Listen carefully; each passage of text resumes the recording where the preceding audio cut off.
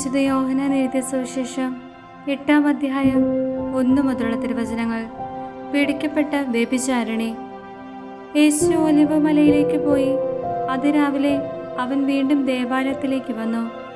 ജനങ്ങളെല്ലാം അവൻ്റെ അടുക്കലെത്തി. അവൻ ഇരുന്നവരെ പഠിപ്പിച്ചു. വ്യഭിചാരത്തിൽ പിടിക്കപ്പെട്ട ഒരു സ്ത്രീയെ നിയമജ്ഞനും ഫരിസേയരും കൂടി അവൻ്റെ അടുക്കൽ കൊണ്ടുവന്ന് നടുവിൽ നിർത്തി. അവർ അവനോട് പറഞ്ഞു, ഗുരു, ഈ സ്ത്രീ വ്യഭിചാരത്തിൽ പിടിക്കപ്പെട്ടവളാണ്.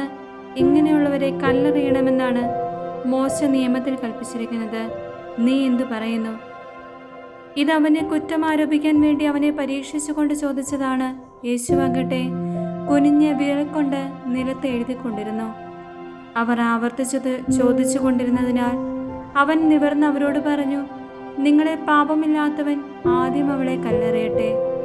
അവൻ വീണ്ടും കുനിഞ്ഞ് നിലത്ത് എഴുതിക്കൊണ്ടിരുന്നു. എന്നാൽ ഇത് കേട്ടപ്പോൾ മുതിർന്നവർ തുടങ്ങി ഓരോരുത്തരായി സ്ഥലം വിട്ടു.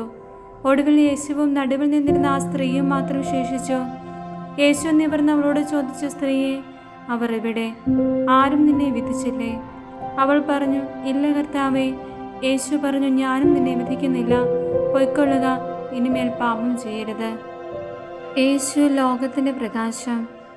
യേശു വീണ്ടും അവരോട് പറഞ്ഞു, ഞാൻ ലോകത്തിൻ്റെ പ്രകാശമാണ്. എന്നെ അനുഗമിക്കുന്നവൻ ഒരിക്കലും അന്ധകാരത്തിൽ നടക്കുകയില്ല. അവന് ജീവന്റെ പ്രകാശമുണ്ടായിരിക്കും.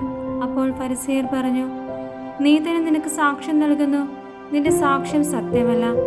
യേശു പ്രതിവചിച്ചു, ഞാൻ തന്നെ എനിക്ക് സാക്ഷ്യം നൽകിയാലും എൻ്റെ സാക്ഷ്യം സത്യമാണ്.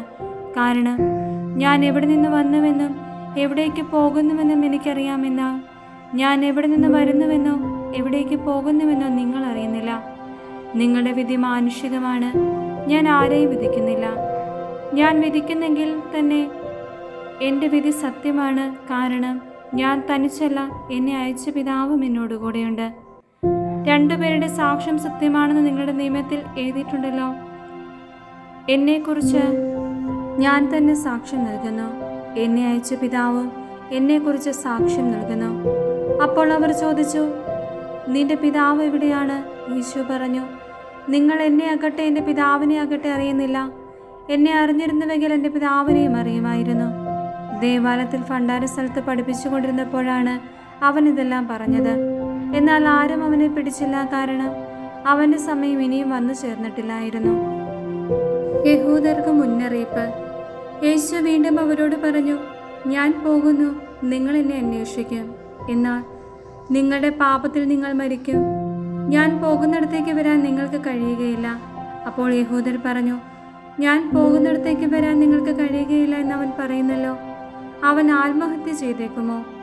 അവൻ പറഞ്ഞു, നിങ്ങൾ താഴെ നിന്നുള്ളവരാണ്, ഞാൻ മുകളിൽ നിന്നുള്ളവനും. നിങ്ങൾ ഈ ലോകത്തിൻ്റെതാണ്, ഞാൻ ഈ ലോകത്തിൻ്റെതല്ല. നിങ്ങൾ നിങ്ങളുടെ പാപങ്ങളിൽ മരിക്കുമെന്ന് ഞാൻ നിങ്ങളോട് പറഞ്ഞു. എന്തെന്നാൽ ഞാൻ തന്നെയെന്ന് വിശ്വസിക്കുന്നില്ലെങ്കിൽ നിങ്ങൾ നിങ്ങളുടെ പാപങ്ങളിൽ മരിക്കും. അപ്പോൾ അവർ ചോദിച്ചു, നീ ആരാണ്? യേശു പറഞ്ഞു, ആരംഭം മുതലേ ഞാൻ നിങ്ങളോട് പറഞ്ഞിരുന്നത് തന്നെ. എനിക്ക് നിങ്ങളെക്കുറിച്ച് പലതും പറയാനും വിധിക്കാനുമുണ്ട്. എന്നെ അയച്ചവൻ സത്യവാനാണ്. അവിടുത്തെ അധരത്തിൽ നിന്ന് കേട്ടത് ഞാൻ ലോകത്തോട് പറയുന്നു. പിതാവിനെക്കുറിച്ചാണ് അവൻ തങ്ങളോട് സംസാരിച്ചതെന്ന് അവർ മനസ്സിലാക്കിയില്ല. അതുകൊണ്ട് യേശു പറഞ്ഞു, നിങ്ങൾ മനുഷ്യപുത്രനെ ഉയർത്തിക്കഴിയുമ്പോൾ ഞാൻ തന്നെയെന്നും ഞാൻ സ്വമേധയൊന്നും പ്രവർത്തിക്കുന്നില്ല. പ്രത്യുത എൻ്റെ പിതാവ് എന്നെ പഠിപ്പിച്ചതുപോലെ കാര്യങ്ങൾ ഞാൻ സംസാരിക്കുന്നുവെന്നും നിങ്ങൾ മനസ്സിലാക്കും. എന്നെ അയച്ചവൻ എന്നോടുകൂടെയുണ്ട്. അവിടുന്ന് എന്നെ തനിയെ വിട്ടിരിക്കുകയല്ല. കാരണം ഞാൻ എപ്പോഴും അവിടത്തേക്ക് ഇഷ്ടമുള്ളത് പ്രവർത്തിക്കുന്നു. ഇത് പറഞ്ഞപ്പോൾ വളരെ പേർ അവനിൽ വിശ്വസിച്ചു.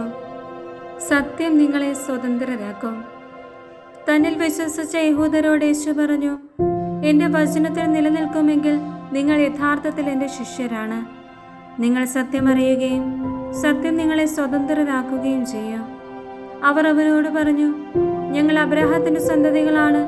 ഞങ്ങൾ ഒരിക്കലും ആരുടെയും അടിമകളായിരുന്നിട്ടില്ല. പിന്നെ എങ്ങനെയാണ് നിങ്ങൾ സ്വതന്ത്രരാക്കപ്പെടുമെന്ന് നീ പറയുന്നത്? യേശു പ്രതിവചിച്ചു, സത്യം സത്യമായി ഞാൻ നിങ്ങളോട് പറയുന്നു, പാപം ചെയ്യുന്നവൻ പാപത്തിൻ്റെ അടിമയാണ്. അടിമ എക്കാലവും ഭവനത്തിൽ വസിക്കുന്നില്ല, പുത്രനാകട്ടെ എക്കാലവും വസിക്കുന്നു. അതുകൊണ്ട് പുത്രൻ നിങ്ങളെ സ്വതന്ത്രരാക്കിയാൽ നിങ്ങൾ യഥാർത്ഥത്തിൽ സ്വതന്ത്രരാകും. നിങ്ങൾ അബ്രാഹത്തിന്റെ സന്തതികളാണെന്ന് എനിക്കറിയാം. എന്നിട്ടും നിങ്ങൾ എന്നെ കൊല്ലാൻ ആലോചിക്കുന്നു. കാരണം എൻ്റെ വചനം നിങ്ങളിൽ വസിക്കുന്നില്ല. എൻ്റെ പിതാവിൻ്റെ സന്നിധിയിൽ കണ്ടവയെപ്പറ്റി ഞാൻ സംസാരിക്കുന്നു. നിങ്ങളുടെ പിതാവിൽ നിന്ന് കേട്ടത് നിങ്ങൾ പ്രവർത്തിക്കുന്നു. പിശാച് നിങ്ങളുടെ പിതാവ്. അവർ പറഞ്ഞു, അബ്രഹാമാണ് ഞങ്ങളുടെ പിതാവ്. യേശു അവരോട് പറഞ്ഞു, നിങ്ങൾ അബ്രഹത്തിന്റെ മക്കളാണെങ്കിൽ അബ്രഹത്തിന്റെ പ്രവൃത്തികൾ ചെയ്യുമായിരുന്നു. എന്നാൽ ദൈവത്തിൽ നിന്ന് കേട്ട സത്യം നിങ്ങളോട് പറഞ്ഞ എന്നെ കൊല്ലാൻ നിങ്ങൾ ആലോചിക്കുന്നു. അബ്രഹാം ഇങ്ങനെ ചെയ്തിട്ടില്ല. നിങ്ങൾ നിങ്ങളുടെ പിതാവിന്റെ പ്രവൃത്തികൾ ചെയ്യുന്നു. അപ്പോൾ അവർ പറഞ്ഞു, ഞങ്ങൾ ജാരസന്ധികളല്ല, ഞങ്ങൾക്ക് പിതാവ് ഒന്നേ ഉള്ളൂ, ദൈവം. യേശു അവരോട് പറഞ്ഞു, ദൈവമാണ് നിങ്ങളുടെ പിതാവെങ്കിൽ നിങ്ങൾ എന്നെ സ്നേഹിക്കുമായിരുന്നു. കാരണം ഞാൻ ദൈവത്തിൽ നിന്നാണ് വന്നിരിക്കുന്നത്. ഞാൻ സ്വമേധയാ വന്നതല്ല, അവിടുന്ന് എന്നെ അയച്ചതാണ്. ഞാൻ പറയുന്നത് എന്തുകൊണ്ട് നിങ്ങൾ ഗ്രഹിക്കുന്നില്ല? എൻ്റെ വചനം ശ്രവിക്കാൻ നിങ്ങൾക്ക് കഴിവില്ലാത്തത് കൊണ്ട് തന്നെ. നിങ്ങൾ നിങ്ങളുടെ പിതാവായ പിശാചിൽ നിന്നുള്ളവരാണ്. നിങ്ങളുടെ പിതാവിൻ്റെ ഇഷ്ടമനുസരിച്ച് പ്രവർത്തിക്കാൻ നിങ്ങൾ ആഗ്രഹിക്കുന്നു. അവനാകട്ടെ ആദ്യം മുതൽ കൊലപാതകയാണ്. അവനൊരിക്കലും സത്യത്തെ നിലനിന്നിട്ടില്ല. എന്തെന്നാൽ അവനിൽ സത്യമില്ല. കള്ളം പറയുമ്പോൾ സ്വന്തം സ്വഭാവം അനുസരിച്ച് തന്നെയാണ് അവൻ സംസാരിക്കുന്നത്. കാരണം അവൻ നുണയനും നുണയുടെ പിതാവുമാണ്. ഞാൻ സത്യം പറയുന്നത് കൊണ്ട് നിങ്ങൾ എന്നെ വിശ്വസിക്കുന്നില്ല. നിങ്ങളിൽ ആർക്കെന്നിൽ പാപം തെളിയിക്കാൻ കഴിയും? ഞാൻ സത്യമാണ് പറയുന്നതെങ്കിൽ എന്തുകൊണ്ട് നിങ്ങൾ എന്നെ വിശ്വസിക്കുന്നില്ല? ദൈവത്തിൽ നിന്നുള്ളവൻ ദൈവത്തിൻ്റെ വാക്ക് ശ്രവിക്കുന്നു. നിങ്ങൾ ദൈവത്തിൽ നിന്നുള്ളവരല്ല, അതുകൊണ്ട് നിങ്ങൾ അവനെ ശ്രവിക്കുന്നില്ല. അബ്രഹത്തിന് മുൻപ് ഞാനുണ്ട്. യഹൂദർ പറഞ്ഞു, നീ ഒരു സമരിയാക്കാരനാണെന്നും നിന്നിൽ പിശാചുണ്ടെന്നും ഞങ്ങൾ പറയുന്നത് ശരിയല്ലേ? യേശു പറഞ്ഞു, എനിക്ക് പിശാചില്ല. ഞാൻ എൻ്റെ പിതാവിനെ ബഹുമാനിക്കുന്നു. നിങ്ങളാകട്ടെ എന്നെ അപമാനിക്കുന്നു. ഞാൻ എൻ്റെ മഹത്വം അന്വേഷിക്കുന്നില്ല. അത് അന്വേഷിക്കുന്നവനും വിധികർത്താവുമായ ഒരുവനുണ്ട്. സത്യം സത്യമായി ഞാൻ നിങ്ങളോട് പറയുന്നു, ആരെങ്കിലും എൻ്റെ വചനം പാലിച്ചാൽ അവൻ ഒരിക്കലും മരിക്കുകയില്ല. യഹൂദർ പറഞ്ഞു, നിനക്ക് പിശാചുണ്ടെന്ന് ഇപ്പോൾ ഞങ്ങൾക്ക് വ്യക്തമായിരിക്കുന്നു. അബ്രഹാം മരിച്ചു, പ്രവാചകന്മാരും മരിച്ചു. എന്നിട്ടും എൻ്റെ വചനം പാലിക്കുന്ന ഒരുവനും ഒരിക്കലും മരിക്കുകയില്ല എന്ന് നീ പറയുന്നു. ഞങ്ങളുടെ മരിച്ചുപോയ പിതാവായ അബ്രഹാത്തേക്കാൾ വലിയവനാണോ നീ? പ്രവാചകന്മാരും മരിച്ചുപോയി.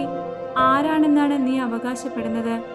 യേശു പറഞ്ഞു, ഞാൻ എന്നെ തന്നെ മഹത്വപ്പെടുത്തിയാൽ എൻ്റെ മഹത്വത്തിന് വിലയില്ല.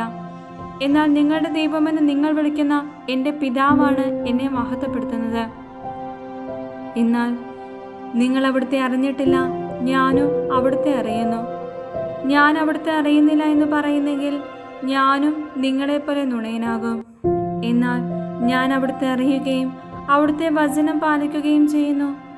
എൻ്റെ ദിവസം കാണാമെന്ന പ്രതീക്ഷയിൽ നിങ്ങളുടെ പിതാവായ അബ്രഹാം ആനന്ദിച്ചു.